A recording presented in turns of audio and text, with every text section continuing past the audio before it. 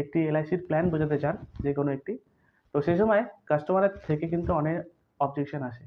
কি অবজেকশন? যেমন আমার কাছে টাকা নেই, আমার কাছে অলরেডি পলিসি রয়েছে, এলআইসি পলিসিতে লাভ ব্যয় কি রয়েছে। তো এরকম কিন্তু অনেক অবজেকশন আসে। যেই অবজেকশনগুলো আসার পর আপনারা যদি ভালো করে অ্যান্সার না দিতে পারেন, আপনার পলিসি করবে না আপনার কাছে, অন্য এজেন্টের কাছে গিয়ে করে নেবে। তো এই অবজেকশন হ্যান্ডেলিং এর মধ্যে আমরা এখন দেখাতে চলেছি আমার কাছে অলরেডি বীমা রয়েছে। তো যদি কোনো একটি পলিসি হোল্ডার বা কোনো একটি ক্লায়েন্ট এই কথাটি যদি বলে আপনাকে আমার কাছে অলরেডি বীমা রয়েছে, তো সেক্ষেত্রে সেই কাস্টমারকে কিভাবে বোঝাবেন যাতে আপনার পলিসিটি সেল হয়ে যায়। তো তাহলে আসুন বন্ধুরা, আজকের এই ভিডিও শুরু করা যাক।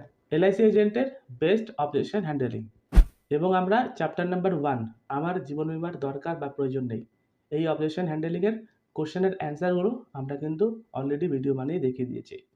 আপনি যদি জানতে চান তাহলে উপরে দেওয়া বাটনটি গিয়ে দেখে আসতে পারেন। তো আমার কাছে আগে থেকে জীবন বীমা রয়েছে। তো দেখুন, যদি এই কোশ্চেনটি আপনার পলিসি হোল্ডার আপনাকে করে, আপনি এইভাবে বোঝাতে পারেন, স্যার, জীবন বীমা শুধুমাত্র গোনার জিনিস নয়, এটি বীমা কিনতে হয়। আপনি জিজ্ঞাসা করুন আপনার কত টাকার পলিসি রয়েছে, 5 লাখ, 10 লাখ, 20 লাখ। কাস্টমার কি বলে আপনি শুনুন, এবং শোনার পর আপনি ওনাকে কোশ্চেন করুন, স্যার, আপনার হিউম্যান লাইফের ভ্যালু কি, মানে আপনার জীবনের ভ্যালু স্কেল কি। তো সেই ভ্যালুর উপর ডিপেন্ডেড করে আপনাকে কিন্তু পলিসিটি করা উচিত।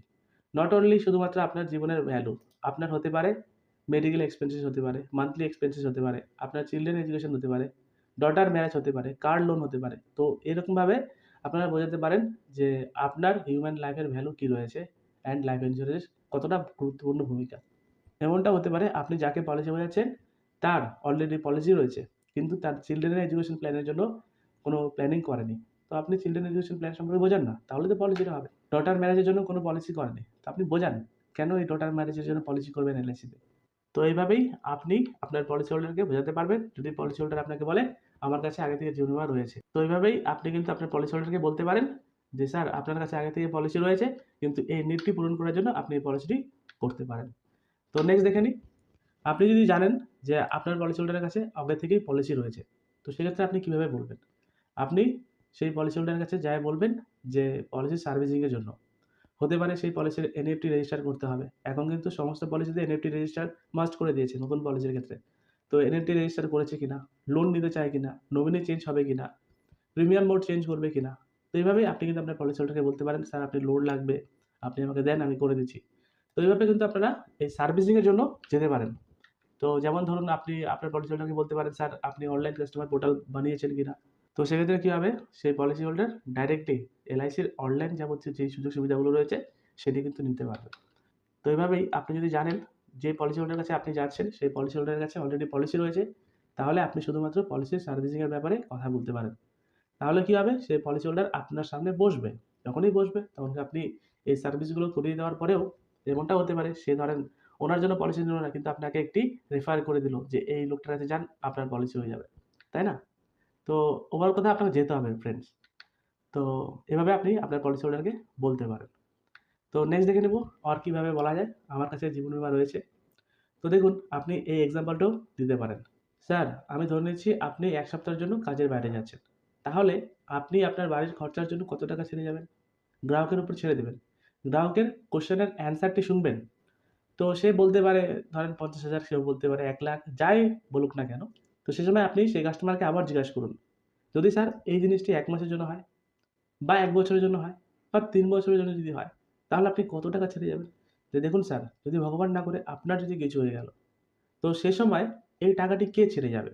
তো তার জন্য কি কিছু আপনি ব্যবস্থা করে গেছেন? তো এই কোয়েশ্চেনটি আপনি আপনার কাস্টমারকে ডিরেক্টলি করবেন। দেখুন, আপনি এই কোয়েশ্চেনটি করার সময় আপনি কিন্তু ঘাবড়াবেন না। আপনি ভয় পাবেন না। আপনি ভাববেন যে সেই লোকটাকে যদি আমি বলি মরার কথা, তাহলে আপনার কাছে পলিসিটি করবে না। তো অ্যাকচুয়ালি লাইফ ইন্সুরেন্স মানে এই ইন্সুরেন্স কভারেজটা আপনাকে বলতেই হবে ফ্রেন্ডস। তো এই জিনিসটা আপনি আপনার কাস্টমারের উপরে ছেড়ে দিবেন। দেখবেন সেই কাস্টমার আপনাকে বলবে যে, "হ্যাঁ, এত টাকার আমার একটা কভারেজ লাগবে।" তো তখন কি আপনার পলিসিটি ক্লোজ হয়ে যাবে। তাই না? তো এক্সাম্পলটা দিয়ে আপনি আপনার পলিসি হোল্ডারকে বোঝাতে পারেন যে, "আমার কাছে জীবন বীমার পলিসি রয়েছে।" তো এই কোয়েশ্চেনটির অ্যান্সার এভাবে আপনি দিতে পারেন। তো আরেকটা এক্সাম্পল দেখে নিই, যে আপনার পলিসি হোল্ডার যদি আপনাকে বলে, "আমার কাছে আগে থেকে জীবন বীমা পলিসি রয়েছে।" তো আপনি আপনার কাস্টমারকে এই এক্সাম্পলটি ভালো করে বোঝান। "স্যার, আমি একবার গাড়ি নিয়ে যাচ্ছিলাম এবং আমার গাড়ির নিচে একটি মুরগি মারা গেছে এবং সেই মুরগির মালিক আমার কাছে ডিমান্ড করল ৳১১,০০,০০০। কারণটি কি? কারণটি হলো সেই মুরগি ১ সপ্তাহে ৫ টি ডিম পাড়ে এবং আগামী ১০ বছরে সেই ডিমের দাম যদি যোগ করি তাহলে ক্ষতিপূরণ অনুযায়ী ৳১১,০০,০০০ দিতে হবে। তো সে সময় আপনি কি করবেন? সেই মুরগির মালিককে আপনি বোঝাবেন যে ৳১১,০০,০০০ না, আমি আপনাকে আরেকটা মুরগি দিব বা এতগুলো ডিম দিব, তাই না? বা এত টাকা দিব। সেটেল করার চেষ্টা করবেন। কিন্তু আপনি এই মুরগির সাথে সেটেল করে নিলেন। কিন্তু আপনার জীবনের উপরে কি সেটেল করতে পারবেন? আজকে যদি আপনার কিছু হয়ে যায়, আপনি কি বলতে পারবেন যে আপনার নমিনিকে এতটুকু টাকা দিলে হয়ে যাবে? সে সময় আপনি কিন্তু কখনোই বলবেন না যে ৳১,০০,০০০ বা ৳১০,০০,০০০ বা ৳১২,০০,০০০ দিলে হয়ে যাবে। তো এটি মুরগির সাথে হলো বলে আপনি কিন্তু সেটেল করে নেওয়ার চেষ্টা করলেন। কিন্তু এই জিনিসটি যদি আপনার সাথে ঘটে যায়, তাহলে আপনার বর্তমানে আপনার বাড়ির লোককে কত টাকা দেওয়া হবে? এই জিনিসটি ভেবেছেন? এইজন্য আমি আপনাকে বলছিলাম যে আপনি আপনার পলিসি হোল্ডারকে বোঝাবেন হিউম্যান ভ্যালু লাইফ। আপনার জীবনের ভ্যালুয়েশন কি? এই আপনার জীবনের ভ্যালুয়েশন যখন আপনি আপনার পলিসি হোল্ডারকে বোঝাবেন, তো সেই সময় সেই পলিসি হোল্ডারের কাছে একটি নিড জেনারেট হবে ইন্সুরেন্স করার। এই কোয়েশ্চেনের আরেকটি এক্সাম্পল দেখে নেব আমরা কিভাবে আপনি আরো কাস্টমারকে বলতে পারবেন, যাতে সেই কাস্টমার আরো ভালো করে বুঝে আমার কাছে জীবন বীমা পলিসি অলরেডি রয়েছে। তো আপনি এই এক্সাম্পলটা দিতে পারেন। ধরুন স্যার, আপনি বিমানে যাতায়াত করছেন এবং মাঝ আকাশে এয়ার হোস্টেস এসে বলছে যে আগামী ৫ মিনিটের মধ্যে আমাদের প্লেন ক্র্যাশ হবে।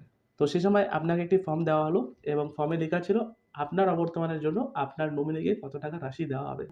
সে সময় আপনি ভাববেন যে যত পারি মেক্সিমাম অ্যামাউন্ট লিখার। কারণটি কি? কারণটি হলো আপনি আপনার ফ্যামিলিকে ভালোবাসেন। তো তার জন্যই কিন্তু আপনার অবর্তমানে আপনার ফ্যামিলি যাতে একটা বড়সড় অ্যামাউন্ট পায়, তার জন্য আপনি বড় অ্যামাউন্টই লিখবেন। তো ফ্রেন্ডস দেখুন, আপনার কাছে জীবন বীমা পলিসি রয়েছে, ধরেন ৫ লক্ষ, ধরেন ১০ লক্ষ। তো তার জন্য আমি আপনাকে বলব হিউম্যান লাইফের ভ্যালুয়েশন বের করবেন এবং বের করার পর আপনি আপনার জন্য সঠিক জীবন বীমার ইন্সুরেন্স কভারেজ নিবেন। যাতে করে আপনার বর্তমানে আপনি আপনার ফ্যামিলির জন্য একটি বড় অ্যামাউন্ট ছেড়ে যেতে পারেন। আগামী ২০ বছর বা আগামী ১০ বছর বা আগামী ৪০ বছর যাতে তারা বসে খেতে পারে।